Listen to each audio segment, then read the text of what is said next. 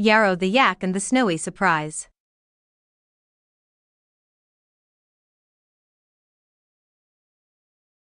High in the frosty, majestic mountains, where peaks touched the clouds and the wind sang chilly tunes, lived a magnificent yak named Yaro.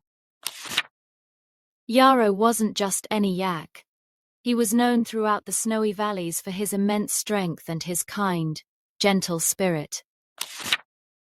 His shaggy, warm brown fur protected him from the biting cold, and his strong legs carried him effortlessly through even the deepest snowdrifts. Everyone in the mountain community knew that if you needed a heavy burden carried, Yaro was the one to call.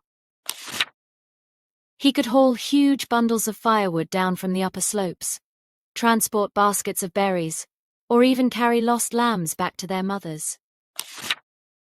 One particularly crisp winter morning, the air was still, but a heavy sense of an approaching storm hung in the frosty air. Yaro was making his way down a winding mountain path, having just finished helping an elderly mountain goat with her winter supplies.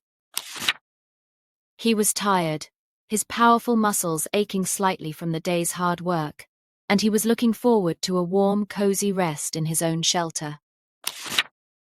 As he rounded a bend in the path, a small, distressing sight caught his eye. There, struggling against the growing chill, was a family of snow foxes, a mother and two small, fluffy kits. Their pristine white fur, usually a perfect camouflage, stood out against the deep blue shadows of the snow.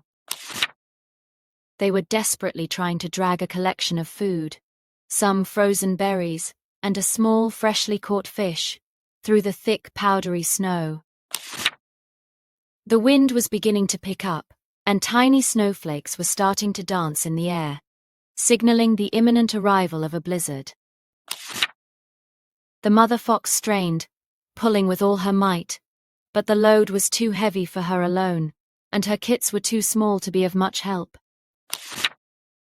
Their little paws slipped on the ice, and their tiny bodies shivered from exertion and the cold. Yaro watched them for a moment, and a thought flickered through his mind. He was tired, and his own den was calling him. He could easily just walk past, pretending not to notice their plight. After all, he had done his share of good deeds for the day. But then, a quiet whisper echoed in Yaro's heart, a lesson he had learned many times.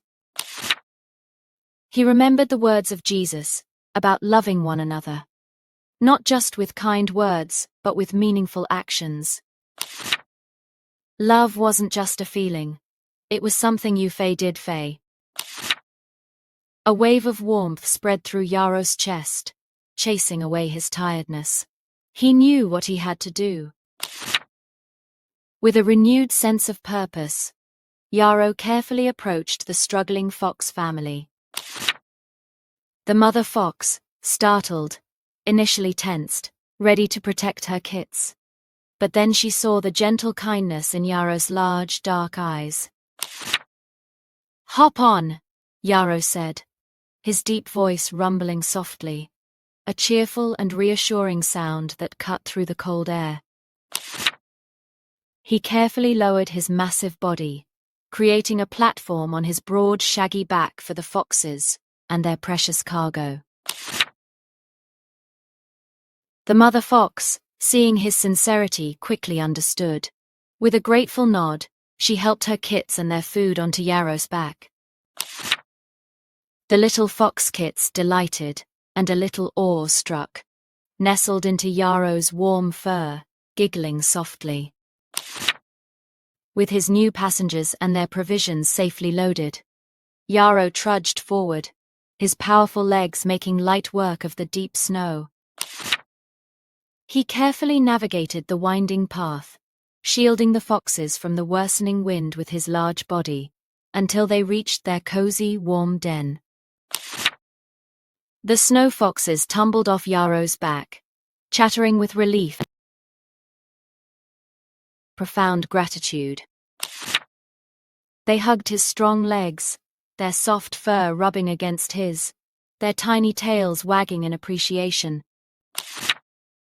Yaro watched them disappear into their den, a profound sense of peace settling over him. Helping others wasn't just a good thing to do. It filled his heart with warmth, just like Jesus said it would. It was a snowy surprise. Indeed,